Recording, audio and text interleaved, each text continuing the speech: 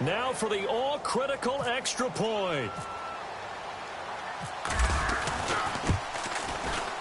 And no sweat. He puts it through, and we are tied here in the fourth. And we need overtime to decide this one after 4 quarters of play. We're all even. The extra session in a moment. This is the NFL.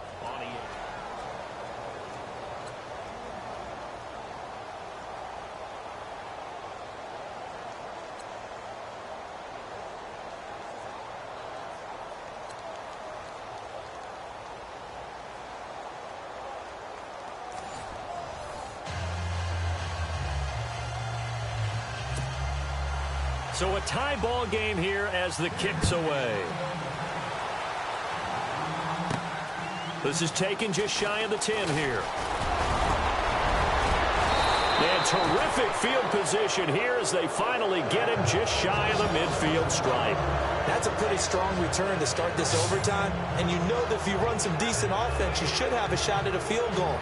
But I'd have to think to myself, I want the 6 points. I want this game over now. I don't want to give the other team a chance to come back and beat me.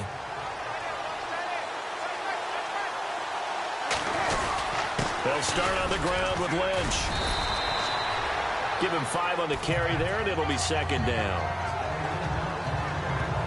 He wasn't able to really get anything going in regulation. Maybe it'll be a little different story here in overtime. And it appears that with that call, they want to establish the run in overtime, try and set the tone for what they're going to get done. And you're right, maybe it didn't work so well in regulation.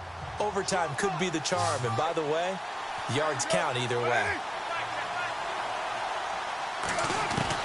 First throw of overtime for Carr. Oh, he almost had it. Would have been a big interception here in OT. Instead, it'll give him another shot on third down. So third down coming up. And Charles, I guess the question for me, where does 4 down territory begin possibly? I guess for me it begins if you have 4th and 5 or less. Because you got to understand your team and know what your play calls are. What do you have that you think you're confident that you can pick up that type of yardage? It might be 4th and 3 for some teams, but I think anything under 4th and 5, they'll think about going for it. Here's Spencer Lanning now. On for a very important punt here in overtime. He'll send this one into the mile-high air, and it's a good one. And a bit of a mistake there. This is well into the end zone for a touchback. And Denver getting set to take the field. And right now these guys, they're shuffling a little bit, maybe doubting, because 3 straight drives have ended with them punting the football away. Yeah, so you start pointing fingers at each other a little bit, asking a lot of questions. What are you seeing? What are you getting? Maybe trying to narrow down your playbook a little bit and maybe get simpler rather than more complex in order to try and fashion together a drive.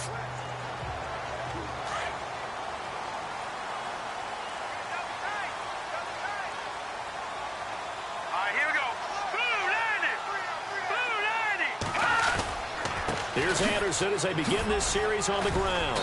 Nifty move there on the run, but ultimately brought down at the 25. 5 yards on the carry. Good pickup on first down.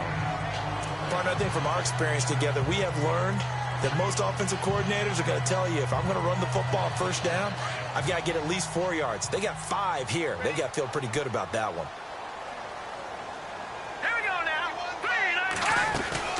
On second down, Anderson.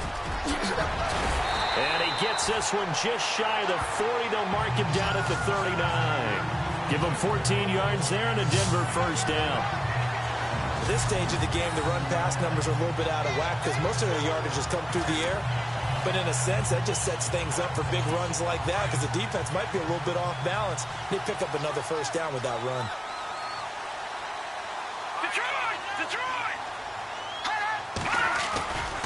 First down. Here's the run with Anderson. And this play will be blown up. He'll lose yardage back at the 38. It's a loss of a yard there, and now second down. Every year I go to the combine and marvel at the speeds that linebackers are running nowadays. They run like DBs. And let's face it, they know how to finish plays too. Eyes up, head up, run right through them.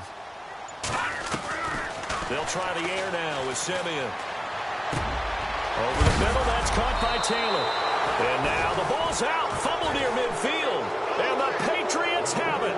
And a costly costly mistake. Coaches talk so much about ball security, and in overtime, so paramount. Partner, do you ever wonder if maybe they talk about it too much? Too much, yeah. It doesn't seem like you can, but maybe by discussing it time and time again, and you know they overemphasized it here, it almost became self-fulfilling. And any points beat them here. Field goal or a touchdown now. First down, the run with Lynch.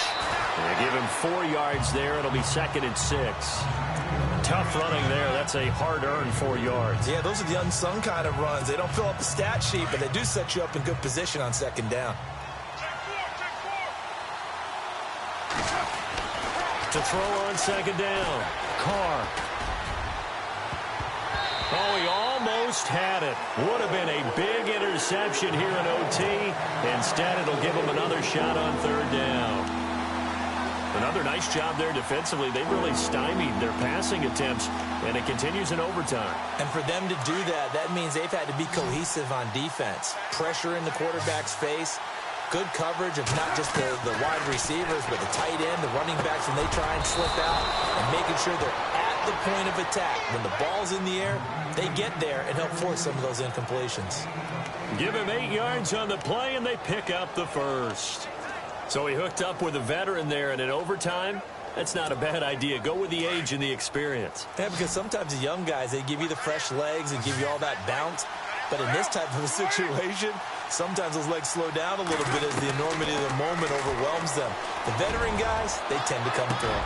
A swing pass caught, and they do get him down, but he's inside the 5 all the way to the 3. A gain of 32 that time. Now another timeout called for by the offense. They'll be down to just 1 remaining as we step aside here in overtime. So it is all up to Dan Carpenter. This to win it in overtime. Now a second timeout called for by the defense. They'll be left with just 1 remaining here in OT. So it is all up to Dan Carpenter. This to win it in overtime. And he got it. The kick is good in overtime. He's able to split the uprights. Well, we thought this game would be a good one. It did not disappoint into overtime, and it took the field goal to win it. And we always pay lip service to how important it is to play defense. And usually we focus on the big offensive pyrotechnics, right? But in this case, they got the ball back on defense, gave themselves a chance, and they capitalized on it with a victory. And I don't care what distance that field goes from in overtime. The knees are always knocking, but he pushed it through. Not only that, think about your snapper, your holder. A lot of